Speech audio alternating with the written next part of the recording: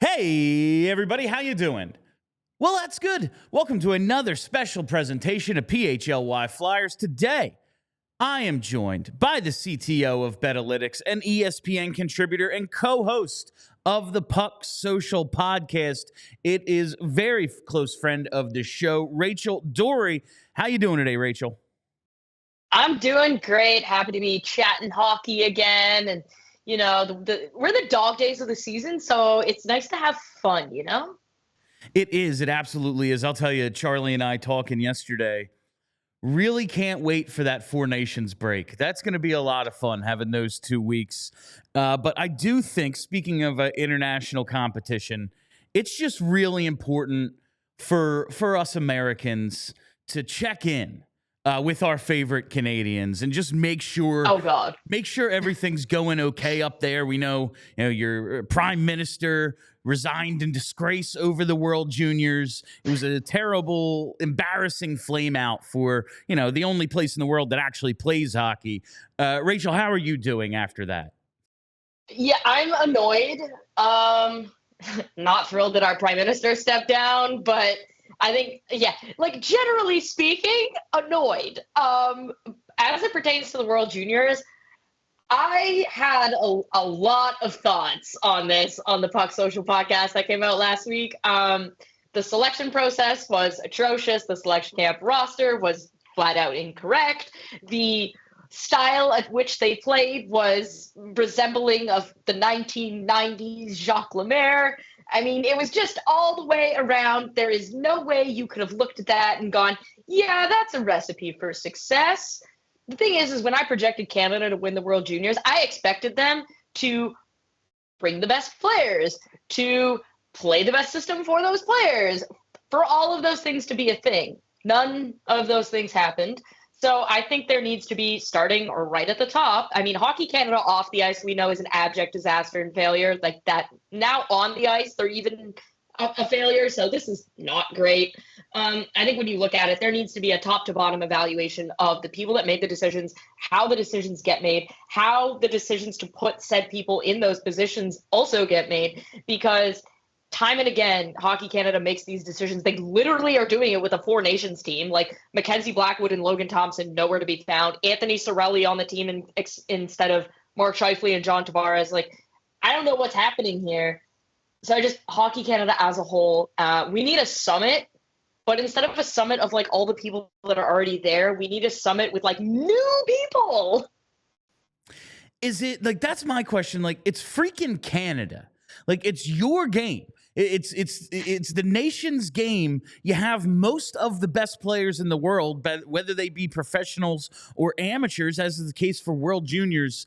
Is it stubbornness? Is it just an unwillingness to let go of, like the old time hockey? Like, why not have just dudes who were taken in the first round, dudes who lead the CHL in scoring? Like, what is the reasoning behind it? I know you didn't make the decision, so it's like, I don't know, stupidity. But like, what do you think the point is here? No, literally stupidity. Like, I don't understand. First of all, we're talking about literal children. Like, these kids are barely 18 years old. They can't drink in the United States. Like, they can barely vote. Like, we're talking about basically kids who less than a year ago needed a permission form signed from their parents to leave school property. And we have a 65-year-old coaching them. Like, what makes you think that guy can relate to those kids? Then you have, and this is what I really don't understand. So the Ottawa 67s, they're a fine team. Sure. Hockey Canada had Chris Lazari on the bench. Chris Lazari was the Saginaw Spirit head coach who won the Memorial Cup last year. So that guy probably knows what he's doing. Maybe just could have gone with him. I don't know. But I think there's an unending loyalty to the old guard. And I guess Hockey Canada hasn't learned that unending loyalty to the old guard usually leads to failure on and off the ice. And I mean, it's shocking that lesson hasn't been learned. But I do think that it is a mix between loyalty that's misplaced, stubbornness, and these guys, more than anything, they just want to be right. And it's very clear they're wrong, and now they're like even more steadfast and like, nope, we're gonna do it this way. And it's like, could have had a guy averaging 2 points a game on your team. Nope. Instead, you had a guy who's like barely a point a game and isn't even on the first line on his own team. That's great stuff. I am looking forward to seeing how that Four Nations plays out. We are almost certainly going to have you on again before we get there. But the Americans are going to win. I'm going to tell you that right now. Before we get to the real stuff, I have to get your reaction to, honestly, the biggest Flyers game in like 5, maybe 10 years. Cutter Gauthier's welcoming party in Philly last Saturday. It seemed like it really picked up steam, and this wasn't just a local story. Like, it really kind of spread across the league. What did you think of when you saw his welcome to Philly moment after requesting a trade before ever playing in the orange and black? Woo! That was a treat. I mean, Jamie Drysdale scoring in that particular game was a chef's kiss. Absolutely love it. I mean, I'm a huge fan of Jamie. I've known Jamie since he was 4 years old. So I'm always going to be cheering for Jamie. But to see him score, and let's be honest, Jamie hasn't had a great year. But for Flyers fans to be chanting Jamie's better and for Jamie to respond by scoring is really just mwah. I loved it. And quite frankly, Cutter Gauthier, like, you know what? He's entitled to make his decision, and that's great. If you know anything about the people from Philadelphia, specifically Philadelphia sports fans, they're not going to let you hear the end of it. And I didn't think that any of that was undeserved. I didn't think they crossed the line. They didn't throw things at him. They're not threatening to burn his house down. Like, they're not throwing anything crazy, right? There was nothing that was, I would say, out of bounds with what they did. They were just, frankly, cheering on the guy that they have that is happy to be in Philadelphia. And I think the best part of that whole game was, other than Jamie scoring, Travis Konechny. Like, he looked at him and said, I will fight you. And if that doesn't endear you to your fan base, like, is there a single Flyers fan who saw that and is like, that's my dude? Like, that's a guy that wants to be a Flyer. And I guarantee you, before Cutter Gauthier's career is done, he is going to have to fight Travis Konechny. It was like, as a major professional wrestling fan, that was my kind of night. And Travis Konechny, like, the team, for the first time in a long time, understood the assignment, and that was really fun for us. It was a great atmosphere. I don't get to go to many games anymore because I do a pre- and post-game show, but we actually did like a little get-together at the game. It was really fun, and everyone who went said this is the most fun it's been here since the 2012 playoffs, maybe. I don't know. It's been a long time since there have been meaningful games, and that was really cool. So I'm glad other people. I had a bit of money on Cutter to score just for like the villain arc, but I also knew going in, like, first of all, it's the Flyers. Second of all, it's literally torts.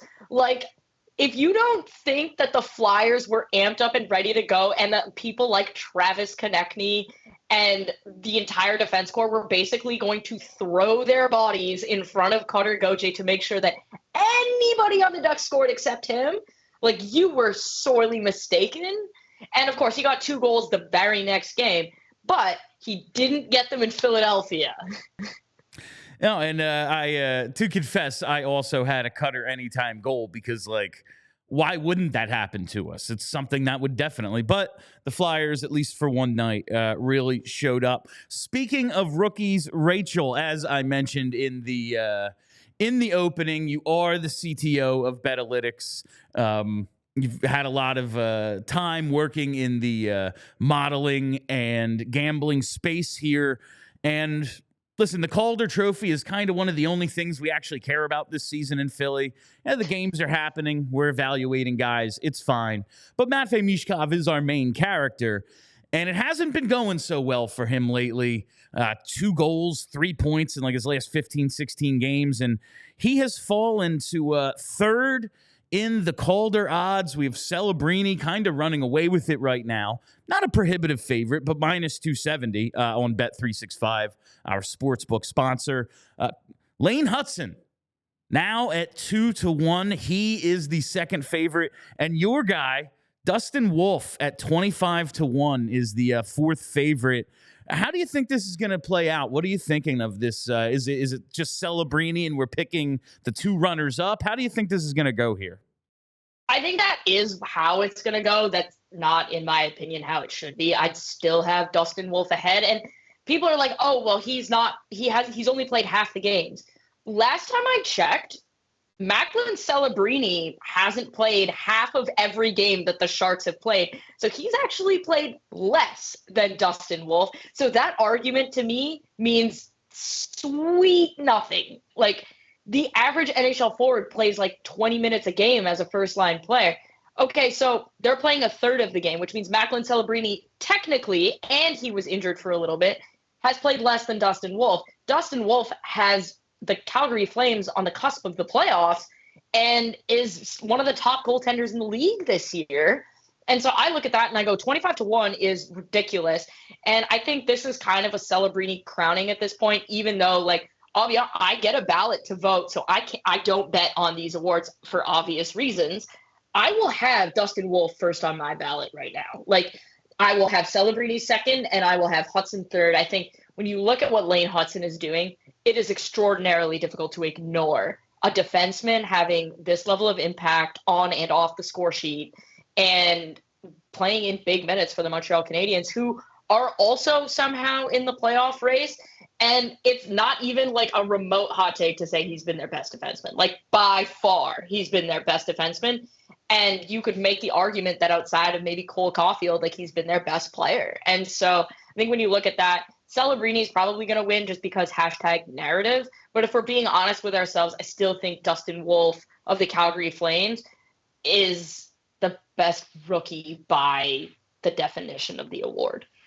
That's awards voting always, like, we know, everyone knows goalie, most important position on the ice, or at least has greatest impact on, especially like losing. Like, if you have a bad goalie, don't matter. Look at the Flyers' underlying numbers. Doesn't matter. They have an .868 save percentage. They're missing the playoffs. Like, what Dustin Wolf is doing with a team that nobody had in the playoff race. Like, maybe they'll be a bubble team, probably just need to rebuild. Very impressive. And the fact that he's fourth right now, like 25-1, I'm thinking even if he's a finalist and you get that nice cash out option, might be worth looking at. But we'll see how it goes. Still hoping for a big second half that Matvei Mishkov gets himself back into it. But he's just having a little bit of trouble dealing with the grind of the schedule, especially being so condensed right now. While we're talking about Calgary in the Western Conference, let's go to that because we all know about the drama in Vancouver. Right now, the Canucks are a point behind Dustin Wolf and the Flames for that second wild card spot. Can you see the Canucks maybe like getting themselves out of this thing and making a run? Like, they have so many good players. You look at them on paper and like, yeah, playoffs, definitely. Not happening right now. Where do you see this going in Vancouver? Yeah, I'm going to put my hand up and say there's some bias here because if you don't know, the Canucks are my former employer, and there is nothing I'd like to see more, quite frankly, for them to just go up in flames. But I think when you look at it, I think when you look at it, Rick Tocchet has them playing a style that swallows offense. And I get it because they're not scoring. But part of the reason they're not scoring is the system he's employing. But the other part of this is if you look at the defense that management constructed outside of Quinn Hughes, they can't make a breakout pass to save their lives.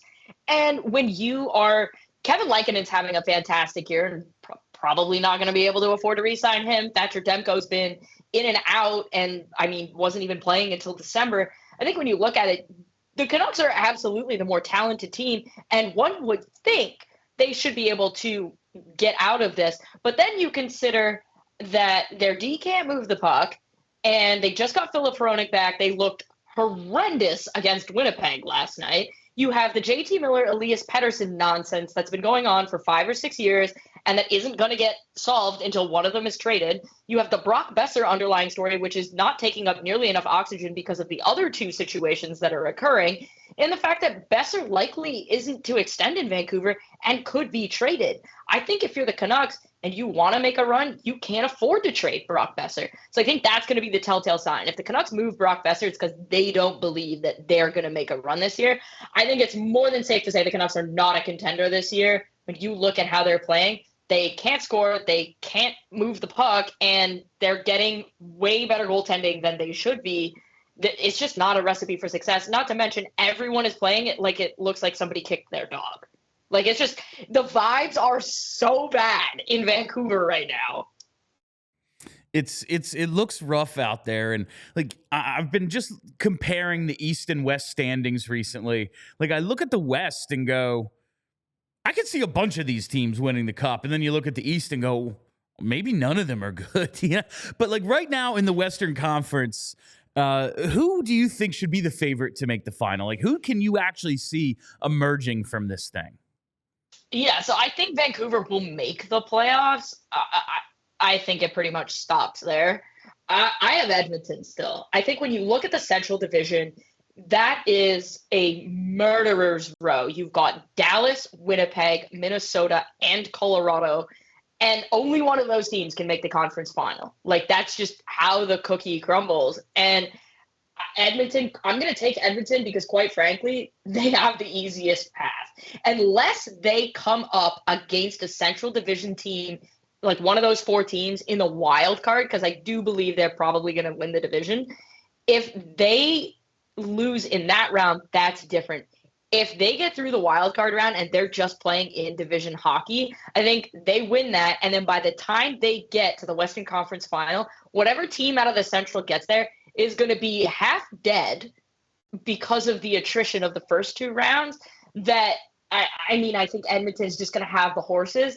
And then when you add in the fact that Connor McDavid and Leon Draisaitl average like more than a 1.5 per game in the playoffs, like somehow more than in the regular season. I don't even know how that's possible. I mean, it's hard to see anything else. They have really good underlying numbers. Their penalty kill's outstanding, and their power play right now is terrible. And we all know that that's going to get better because it's literally the Oilers. So I would say right now, just based on path, I'd have to go Edmonton. And you just look at some of their roster situations, appears like Evander Kane. Yeah, he's going to be ready maybe day one of the playoffs, shockingly, so they might be able to use that LTIR slot to bolster that lineup even more. We will see how that goes, but there's nothing wrong with Connor McDavid in another Stanley Cup final. That's good for everybody, honestly. Hands up for that. Yeah, I'm in. That's good like stuff. Rachel, like, we come to the East, Leafs, Panthers, Lightning in the Atlantic. Yeah, makes sense. Caps, okay, sure. Devils, Canes, yeah, two of those three makes sense. Yeah. But yeah, that's 6 of the 8 spots, kind of pretty much locked in at this point. Who are the next two best teams in the Eastern Conference? Like, these two wild card slots, how the hell is this going to play out? I don't have a clue who's going to end up in these two spots. I genuinely, not Buffalo. like, that's the no, not Buffalo. That's it. Like, okay, just pack it up. We're done. That's done. If I'm talking about who I want to see, I think we all want to see Columbus, right? Like, yeah. That's the team that we're all, whether you are in their division or not, like, if you're rooting against Columbus right now, something the matter with your life is miserable. Yeah, you're a miserable person. Miserable. I think if we're being really honest with each other, the two best teams are the Rangers and the Bruins. Yeah. They cannot get it together to save their lives right now, though. I mean, if they get in, absolutely zero team wants to see Igor Shesterkin in the first round. Like, that guy is a menace in the playoffs. So I do think that the Rangers are a dangerous team, and they played Colorado really well on Tuesday night. You look at that. If that's how the Rangers are going to play, they'll absolutely find themselves right back in the thick of things. And it obviously remains to be seen what they do at the deadline. I do think they are dangerous. I don't see Montreal or Ottawa being able to stay in this race for any length of time. Ottawa is now without Linus Ullmark. Looks like Josh Norris narrowly avoided serious injury last night. Like, I just don't think they quite have what it takes yet. Montreal, I mean, this is a great step forward for them. They're not quite ready yet. Same with Philadelphia. I would like to see Columbus get in, but I think if we're talking about the team most likely to go on a run to get in, we're talking about the Bruins and we're talking about the Rangers, because they have guys that the other teams straight up don't have. They have Igor Shesterkin, David Pastrnak. If Jeremy Swayman gets hot, if Brad Marchand starts heating up, Chris Kreider, Mika Zibanejad, and then, oh, yeah, that guy named Artemi Panarin. Like, they just have the most tools to have success. And if they do go on a run, those are not teams that I would want to see in the playoffs. Specifically, as somebody who watches the Leafs, I don't want to be any part of Boston. Well, it's, like getting tired of Edmonton, LA, cannot get enough of Boston, Toronto. Like, I'm tired. It's a sickness I have. I love seeing it, but I do want to see the Leafs break through at one point because they just have so many great players. And listen, I am absolutely sympathetic to a team that, despite being an historic franchise, can't quite seem to get it together in the postseason for 5 decades. I'm sympathetic to such things. Right now, Sens minus 160. They're like the biggest favorite to get the wild card. Just doesn't seem like the books have caught up to their trajectory without Allmark. Bruins minus 140. Rangers at 2-1. Isles at plus 320. Blue Jackets at 5-1. Habs and Penguins plus 550. Then you have the Flyers, Red Wings, and then Sabres all the way down there at 15-1 if you really have money you feel like setting on fire. Yeah, like I think the most value is honestly probably on the Red Wings. The way they're playing under Todd McClellan, I mean, that power play is not going to click at 50% for the rest of the season. Don't get me wrong. But if they continue to go on this hot streak, you could probably cash out at a pretty solid number. The Rangers at 2-1, I mean, all it takes is one Panarin hot streak and one Shesterkin run of 2 weeks. Like, don't forget, the New York Rangers' 2 best players are going to have 2 weeks off during the Four Nations because neither Panarin nor Shesterkin are playing in the Four Nations, and every other team has guys playing. Charlie McAvoy is going. Brad Marchand is going. Obviously Mika Zibanejad and Adam Fox are going. That's great. But, the goaltender not going is a big, big plus for the New York Rangers because, let's face it, if Russia was in the Four Nations, both of those guys would be playing a lot for the Russians. And so I think those 2 weeks of rest, there's a non-zero chance that the Rangers come back and go 13-2-1 to finish the year. I'm going to steal that. I hadn't thought of that end of the Four Nations where teams built around some Russians like the Rangers just getting a straight up break. So that's interesting. All right, Rachel, it is always interesting and fun having you on here at PHLY. Let the people know where to find you. Every Friday on the Puck Social Podcast, we put out clips on our Instagram every week at Rachel Doerrie on X and on Instagram. And I don't know if TikTok's going to be a thing by Sunday, but I'm Puck Bucks on TikTok. So those are the places you can find me. And if you want to read my work, it's only at ESPN now.